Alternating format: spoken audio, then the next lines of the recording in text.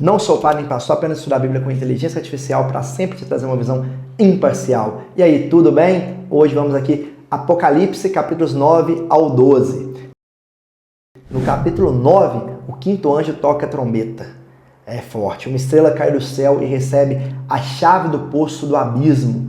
E ao abrir, sai uma fumaça tão densa que escurece o sol e o ar. E essa fumaça é uma fumaça cheia de gafanhotos sobrenaturais que João fala. A aparência deles eram aterrorizantes. Ele fala, eles têm coroa, têm rosto humano, têm cabelo de mulher, dentes de leão, couraça de ferro, asas que fazem barulho como carros em batalha.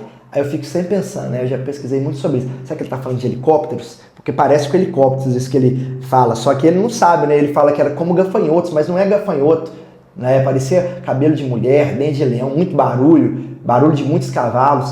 Ele estava descrevendo uma coisa que ele não via naquela época, né? Imagina escrever isso tanto tempo atrás, né? 2000 anos atrás. Né? E fala assim, que esses gafanhotos, eles não atacavam plantas, né? Mas sim feriam por 5 meses os homens que não tinham o selo de Deus. E fala, o tormento é comparado à picada de escorpião.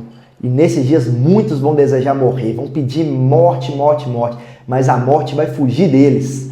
Já pensou? A turma querendo morrer e a morte escapando deles, não morrendo nem querendo. O rei desses gafanhotos é chamado de Abaddon em hebraico e Apolion em grego. Ambos significam destruidor. Esse é o primeiro ai. E ainda restam 2 ais. Aí João fala que o 6º anjo tocou a outra trombeta e uma voz que ordenava que 4 anjos presos junto ao rio Eufrates fossem soltos.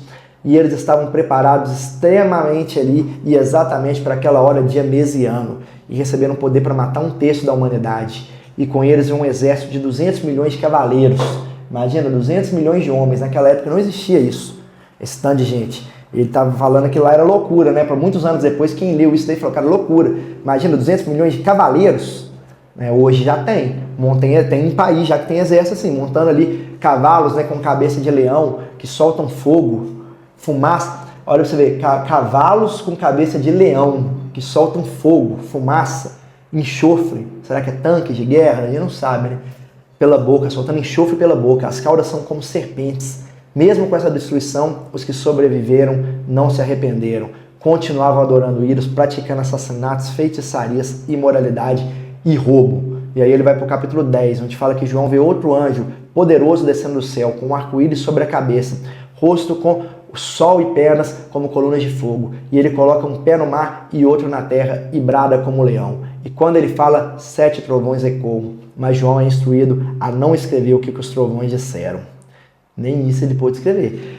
Escreveu isso tudo, mas isso não, olha que doideira. O anjo então jura por Deus que não haverá mais demora. E quando o 7º anjo tocar a trombeta, o mistério de Deus se cumpriria. E depois disso, João recebe um livrinho aberto e é orientado a comê-lo. E na boca ele é doce como mel, mas no estômago ele fica amargo. Isso simboliza a palavra de Deus. Doce por revelar a verdade, mas amarga por mostrar o juízo que virá.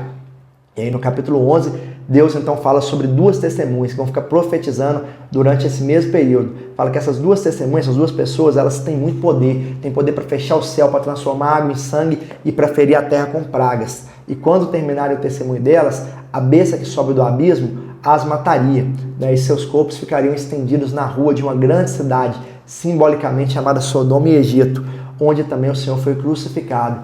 E durante 3 dias e meio, ninguém deixaria enterrar eles. Mas depois Deus as ressuscitaria diante de todos e elas subiriam aos céus. Na mesma hora, um grande terremoto viria e destruiria parte da cidade, matando milhares. E os sobreviventes ficariam aterrorizados e glorificariam a Deus. Logo em seguida, o 7º anjo toca a trombeta e voz no céu declaram: o reino do mundo passou a ser do Senhor e do seu Cristo, e ele reinará para todos sempre. E os anciões adoram e dizem que chegou a hora de julgar os mortos, de recompensar os servos fiéis, de destruir os que destroem a terra. E o templo de Deus no céu é aberto e a arca da aliança aparece. Aí ele vê relâmpagos, trovões, terremotos, grande saraiva. E por fim o capítulo 12, onde João vê um sinal no céu, uma mulher vestida de sol, com a lua debaixo dos pés, de uma coroa de 12 estrelas. Diz que ela está grávida, presa a dar luz e grita com dores de parto. Em seguida aparece outro sinal, um grande dragão vermelho com 7 cabeças e 10 chifres. Fala que ele arrasta a 1/3 parte das estrelas do céu e a lança à terra. E o dragão tenta devorar o filho assim que nascer, mas o menino nasce e é arrebatada por Deus, e a mulher foge para o deserto, onde é sustentada por 1260 dias. Novamente aparece isso 3 anos e meio. E fala que há muita guerra no céu. Fala que Miguel e os anjos lutam contra o dragão, que é o diabo, a antiga serpente. Satanás está ali lutando com os anjos. Ele é expulso do céu com seus anjos e lançado na terra. E uma voz no céu declara: agora vem a salvação, o poder e o reino de nosso Deus. Mas também alerta: ai da terra, porque o diabo desceu com grande fúria, sabendo que pouco tempo lhe resta. O dragão, mostra ali João, persegue a mulher, mas ela recebe asas para fugir ao deserto.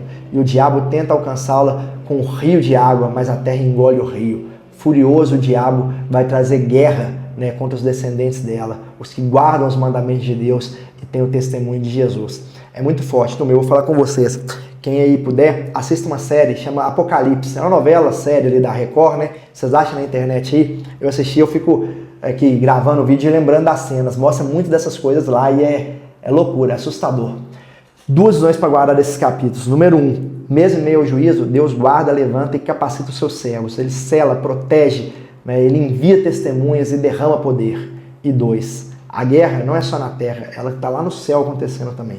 Mas o Cordeiro já venceu, Miguel venceu, e o povo de Deus vence pelo sangue do Cordeiro Jesus e pelo testemunho fiel.